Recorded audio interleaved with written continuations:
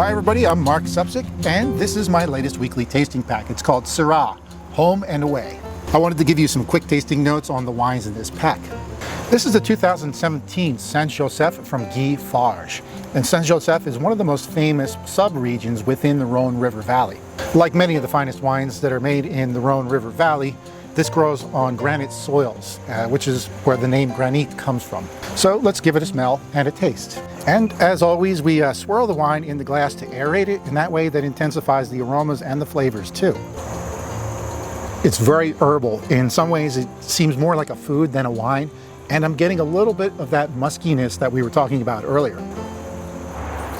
Syrah is almost always an intensely flavored wine, and one reason is because the berries are really small, which means you get more skin to pulp ratio, and that's more flavor right there.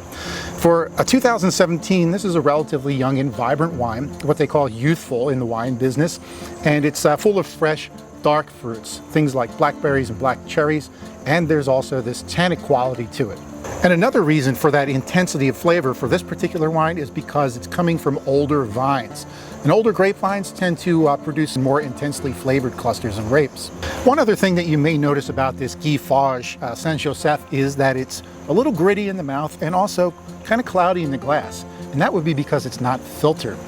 Farge, like many French winemakers, is trying to move towards a more sustainable and even organic approach to his winemaking.